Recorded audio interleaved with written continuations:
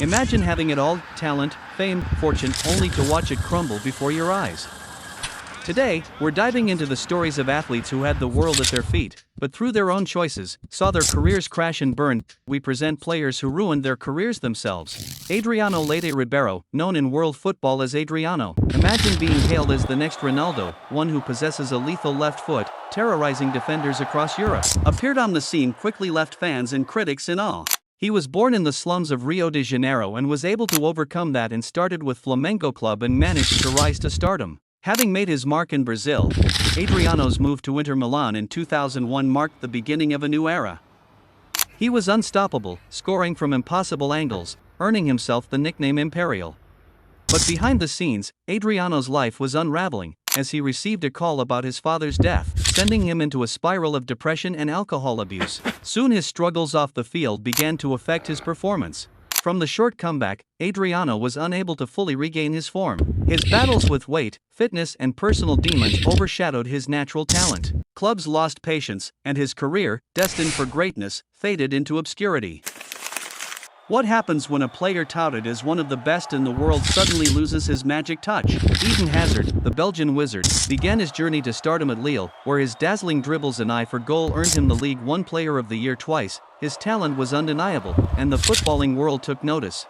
In 2012, Chelsea secured Hazard's signature in a move that would change the Premier League landscape. Over 7 seasons, he became the Blues' talisman, leading them to 2 Premier League titles, an FA Cup, and 2 Europa League trophies. He put himself as one of the best players in the world.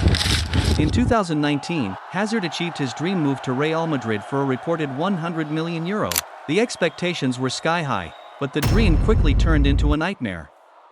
Persistent injuries plagued Hazard's time in Madrid, where it started with an ankle injury against Paris Saint-Germain in 2019, where many injuries came after that, reaching 18 injuries, in which he lost about 500 days due to injury with Real Madrid, which led to his retirement in 2023.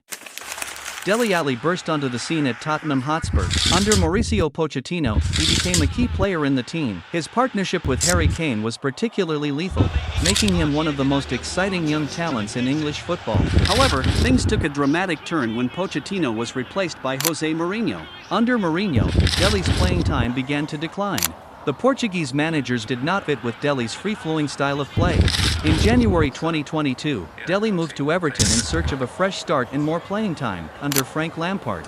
However, Dele struggled to find consistent form and was unable to establish himself as a regular starter for the team. Dele was loaned out to Turkish club Besiktas in the summer of 2022. The move to Istanbul was seen as an opportunity for him to get regular playing time. In Besiktas, things did not go as planned, as he performed poorly, scoring 2 goals in 13 matches.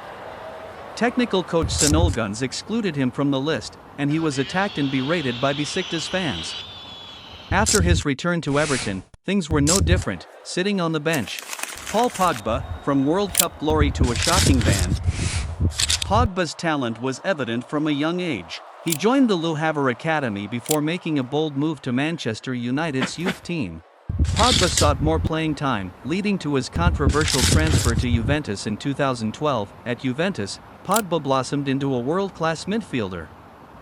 His vision, passing, and powerful shots made him a key player, helping the club win multiple Serie A titles. In 2016, Pogba made a sensational return to Manchester United with a world record deal with €100 million.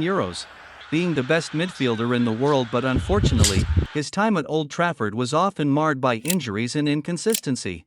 On the international stage, Pogba has been a crucial part of the French national team, winning the 2018 World Cup, but when he returned to Juventus, things were more tragic, as he performed badly, and in a match against Udinese in 2023, after a doping test, the test result was positive, which led to him being banned from practicing any sporting activity for 4 years. This means that he will return to football at the age of 34.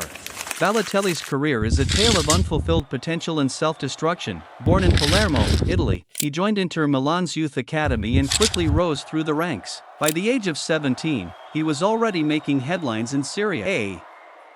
Balotelli's time at Inter Milan was marked by incredible highs and troubling lows. Under the guidance of Jose Mourinho, but behind the scenes, his temperament and attitude were raising red flags.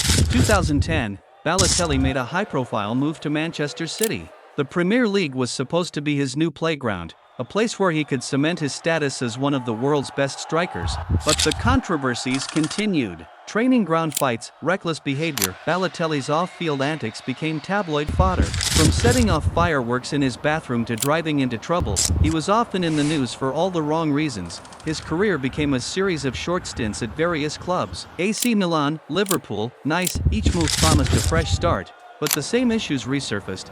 Balotelli had all the tools to be one of the best, but his attitude, his lack of professionalism, and his inability to stay focused ultimately cost him. Ronaldinho. From football genius to cautionary tale, Ronaldinho burst onto the scene with Grêmio in Brazil, quickly making a name for himself as a prodigious talent. His performances earned him a move to Europe, where he joined Paris Saint-Germain in 2001. But it was his transfer to Barcelona in 2003 that truly transformed him into a global superstar. At Barcelona, Ronaldinho was nothing short of a magician. He won 2 La Liga titles, the UEFA Champions League, and was named FIFA World Player of the Year twice. His electrifying style, characterized by no-look passes and unstoppable dribbles, captivated fans worldwide. He even received a standing ovation from Real Madrid fans at the Santiago Bernabeu. However, as Ronaldinho's star shone brighter on the field, his life off the pitch began to spiral out of control. The Brazilian maestro was known for his love of partying and the nightlife. His dedication to training and maintaining peak fitness started to wane. By 2008, the cracks were starting to show. His performances declined, injuries became more frequent, and Ronaldinho was sold to AC Milan. Although he showed flashes of brilliance in Italy, the consistency and magic of his Barcelona days were gone. Ronaldinho's later career saw him return to Brazil, playing for Flamengo and Atlético Mineiro, where he won the Copa Libertadores. He also had brief stints in Mexico, but the spark that made him a global icon had faded. The joy he brought to millions with his football was overshadowed by what many saw as unfulfilled potential.